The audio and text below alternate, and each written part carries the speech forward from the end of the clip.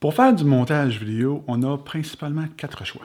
Il y en a 2 qui sont gratuits, Windows Movie Maker et iMovie, et il y en a 2 qui sont orientés vers les professionnels et qui sont assez dispendieux, Adobe Premiere et Final Cut Pro. Il y a maintenant un 5e choix qui est à la fois gratuit et qui vise les professionnels. Mon nom est Francis Vachon, je suis photojournaliste et je vous présente DaVinci Resolve.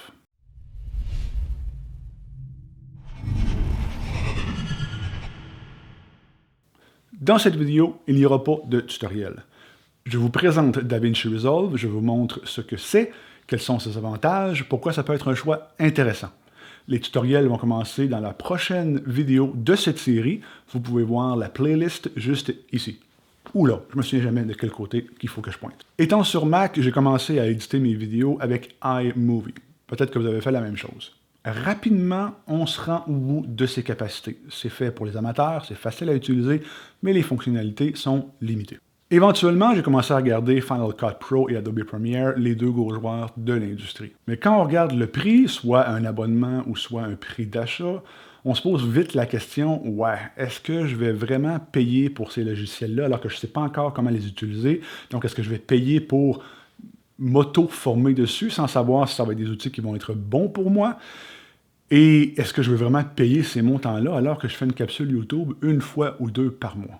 Alors, j'ai cherché des alternatives et à ma grande surprise, j'en ai trouvé une qui était gratuite et extrêmement puissante. Pourquoi DaVinci Resolve est gratuit? En fait, il est gratuit, mais il y a une version payante. Ils veulent donc attirer les petits créateurs, comme moi, peut-être comme vous, pour éventuellement, peut-être qu'ils passent de l'autre côté, au niveau professionnel, et qu'ils achètent la version payante.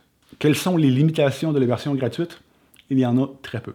Ça fait maintenant peut-être 3 ans que j'utilise la version gratuite et jamais je suis arrivé à une fonctionnalité où on me disait « vous devez débloquer la version payante pour l'utiliser ». Si un jour vous arrivez et on vous demande de payer pour débloquer la version payante, ça veut dire que vous êtes rendu plus ou moins professionnel et que sortir le 400 $ pour payer la version payante, ça ne sera pas un problème. À la base, DaVinci Resolve était un logiciel de colorisation. Donc les films, les séries télé, les documentaires étaient montés dans Premiere ou Final Cut Pro. Et ensuite, pour faire la couleur, le color grading qu'on appelle, on amenait le fichier dans DaVinci Resolve. À la base, c'était un logiciel de colorisation et c'est toujours sa plus grande force. Cependant, il y a quelques années, ils ont commencé à étendre les fonctionnalités de Resolve. Ils ont intégré un module d'édition non linéaire, comme Final Cut, comme Adobe Premiere. Ils ont intégré un module de motion design et ils ont ajouté un module pour faire le mixage sonore. C'est donc maintenant une suite complète. Tous les modules sont intégrés ensemble et c'est un gros avantage sur les autres logiciels. Par exemple, quand on travaille avec Final Cut Pro, on fait le montage et ensuite on va passer dans un autre logiciel pour faire la colorisation professionnelle ou pour faire le motion design. Dans DaVinci, tous les modules sont intégrés, alors on reste dans le même projet, dans le même logiciel pour tout faire de A à Z.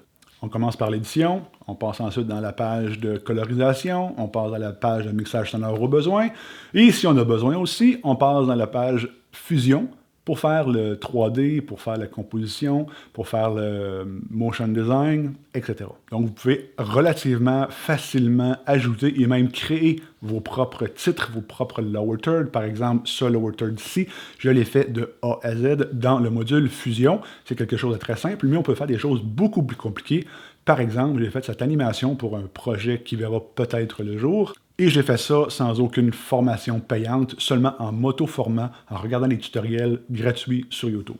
Si on veut résumer les avantages, entièrement gratuit et extrêmement puissant. Au niveau des désavantages, il faut être juste un petit peu débrouillard. Comme c'est moins connu que les 2 autres joueurs, comme c'est pas encore le standard dans l'industrie, il faut fouiller un peu plus pour trouver des tutoriels. Il y a beaucoup moins de packs qu'on peut acheter ou downloader, comme par exemple des packs de transition, des packs de titres, de lower third, de motion design, etc.